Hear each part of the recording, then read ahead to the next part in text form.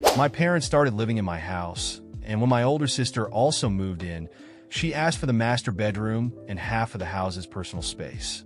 I kicked them all out. So I'm 26M, living with my parents in a house I pay for in full.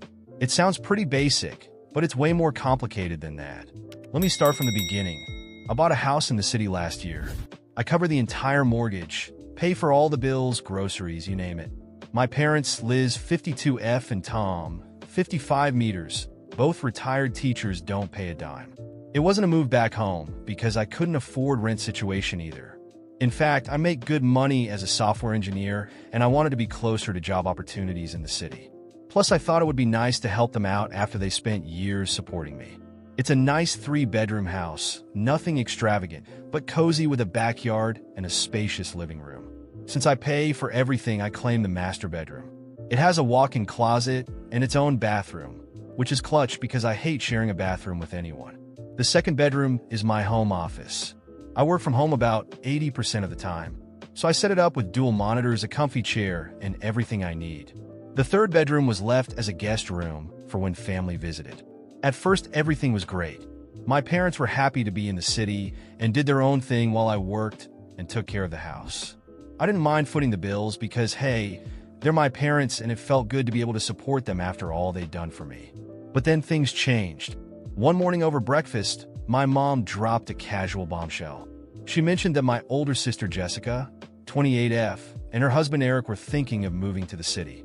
Eric's wife is pregnant, and apparently they've been struggling. She said they could really use the help. I didn't think much of it at first. Jessica and Eric have always jumped from one bad situation to another, but I assumed if they moved, they'd get a small apartment nearby. That's when things took a turn I wasn't prepared for. A few days later, my mom sat me down with her best innocent tone and told me they had invited Jessica and Eric to come stay with us. Just for a little while, until they got back on their feet. Now, they didn't ask if I was okay with this. Oh no, they told me after they'd already invited them. I was still processing the whole thing when Jessica and Eric showed up with bags in hand, clearly planning to stay for the long haul. Here's the deal. Jessica and Eric moved in, and right off the bat, it was clear they had no plans to leave anytime soon. I'm already stressed, thinking about the extra expenses I'm going to incur.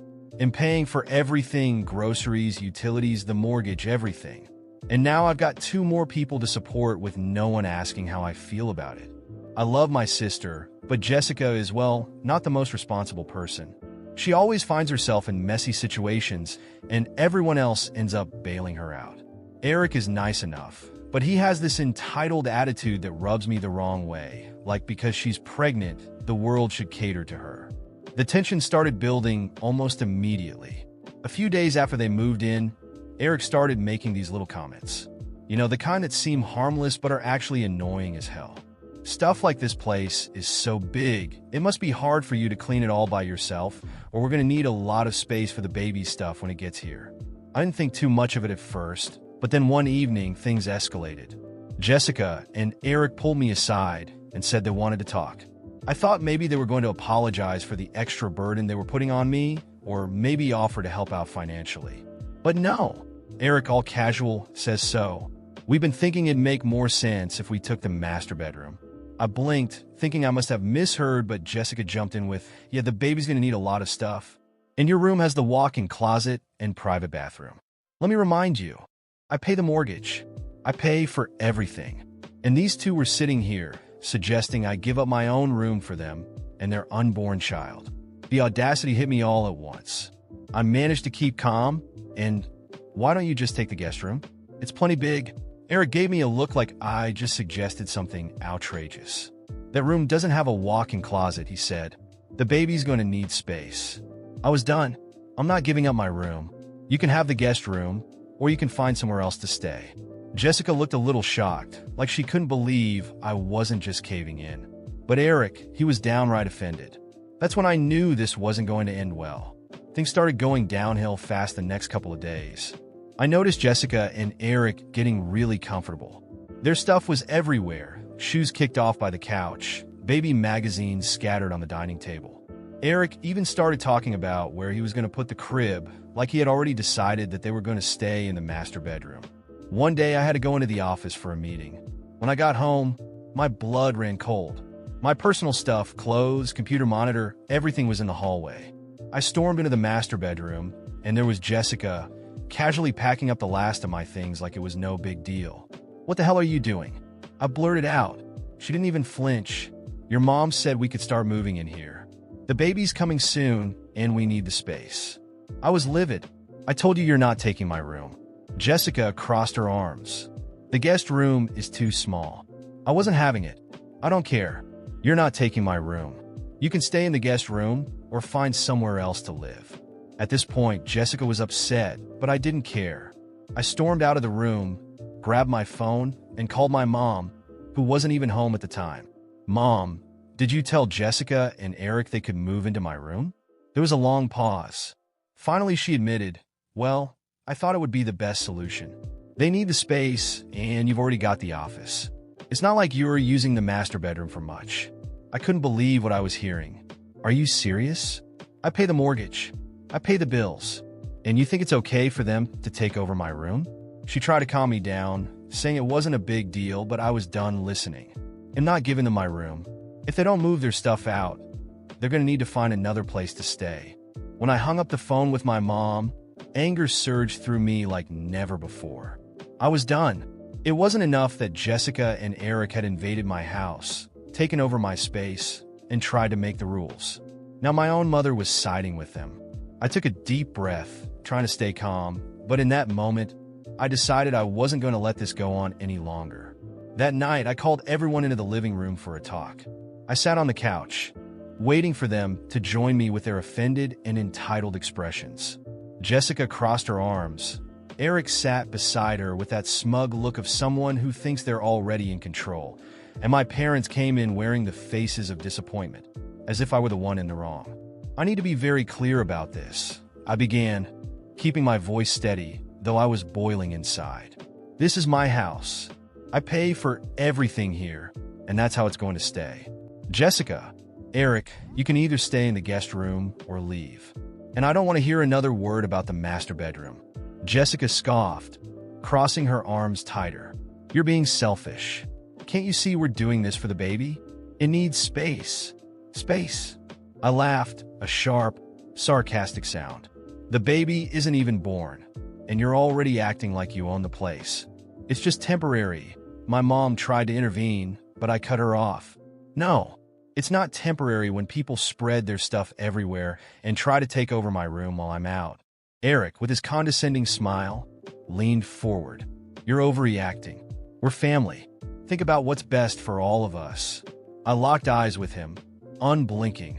"You know what would be best? If you started looking for a place of your own." The silence that followed was heavy. Jessica's eyes widened, and Eric lost his smug composure for a second before regaining it. "You're kicking us out? If that's how you want to interpret it, then yes." My voice was firm.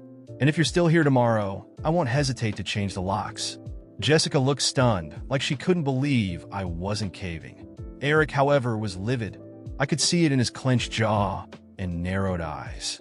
But I didn't care. That night, I dragged all their belongings, shoes, baby magazines, bags, into the hallway and shut my bedroom door behind me. I knew the tension would only escalate, but I was ready for whatever came next.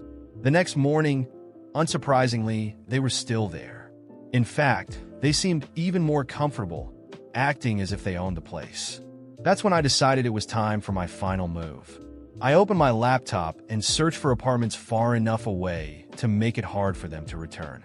I sent them a list of options, along with a message: "You have 1 week to move out." They ignored me. The following day, before heading to work, I called a locksmith. I had all the locks changed. Then I packed their things, every last item, and piled them in the yard. It wasn't the nicest way to do it, but I was beyond caring about being nice. While I was at work, my phone blew up with angry texts and calls from my mom and Jessica, demanding that I open the door. I ignored every single one of them. It was time to take a stand. When I got home, they were all waiting outside the front door, furious. My mom looked ready to explode, Jessica was in tears, and Eric gave me a glare that suggested he wanted to fight me right there. I smiled coldly and said, "I warned you." My mom began yelling about how I was tearing the family apart, but I didn't flinch. You can scream all you want, but I'm done being taken advantage of. Find another place to stay. I'm not your safety net anymore. They tried to threaten me with legal action, but I knew they didn't have a case. Good luck with that, I said, shrugging. I've already consulted a lawyer. You have no claim here. And with that, I left them standing outside in the drizzle that had started to fall. I turned on some music, sat down on my couch, and for the first time in months, I felt peace. I knew the emotional fallout would be messy, but I also knew I was finally setting boundaries. The next day, they rented a moving truck to collect their things. Jessica gave me a look of pure hatred, and Eric mumbled something under his breath. My mom didn't even meet my eyes, but I felt no regret. Sometimes, finding peace means making tough choices, and I was ready to move forward, unburdened by those who only knew how to take advantage. After everyone left and the house was finally quiet, I thought everything was resolved. For a few days, the sense of relief felt real. No more arguments, no more absurd demands, just me in control of my own space. But that peace was an illusion. It didn't take long for my family to start spreading a different narrative, casting me as the villain of the story. Soon, I started receiving messages and calls from relatives. Why did you kick out your pregnant sister? Or how could you throw your parents out? It was clear that Jessica and my parents had crafted their own version. A struggling couple with a baby on the way and aging parents who only wanted to stay close to family.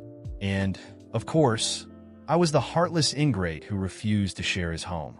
I tried explaining the situation to a few close relatives, but I quickly realized it was pointless. They had already chosen their side, and the truth didn't matter.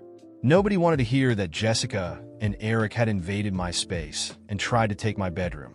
People preferred a good family drama with clear heroes and villains. So, I decided I wouldn't waste any more time justifying myself. If they wanted to paint me as the villain, I'd let things play out. And this time, I'd make sure they paid for it. The days that followed tested my patience. My parents kept trying to guilt-trip me, calling constantly and saying I was tearing the family apart. Jessica and Eric sent passive-aggressive messages, implying I'd ruined their baby's future. I ignored them all. The time for keeping the peace was over.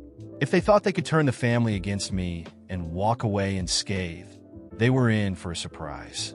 After much thought, I made my final decision. I called my lawyer and explained everything. He assured me the house was mine legally and that they had no grounds to return. With the property in my name and all expenses paid solely by me, there was no way they could win the case. While the lawsuit played out, I found out that Jessica and Eric were staying with various relatives, still complaining about the injustice they had suffered. I saw my chance. I contacted each of those relatives and told them the truth. They hadn't been kicked out unfairly. They had invaded my home and tried to take my bedroom. I didn't need to exaggerate or manipulate the facts.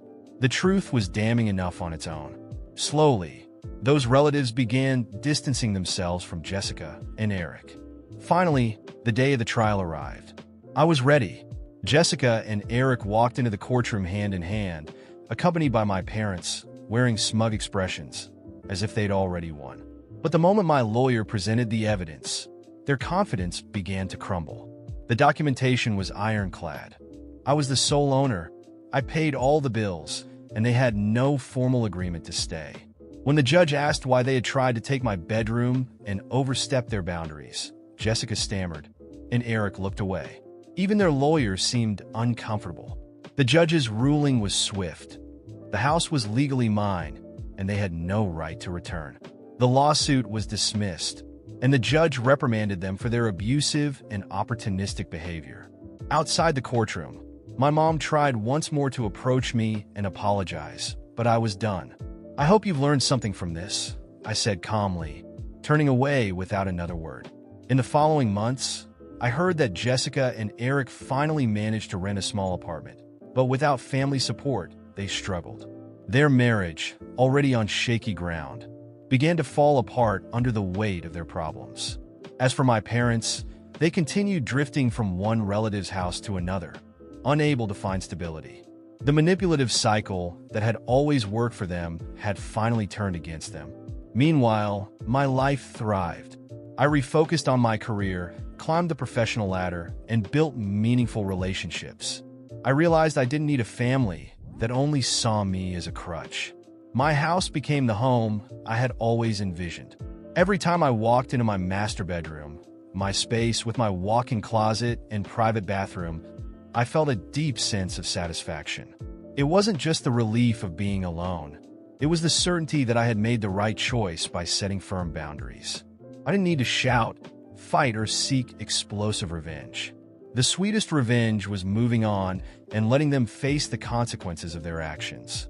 In the end, the real victory was finding peace and watching from a distance as those who tried to tear me down sank under the weight of their own choices.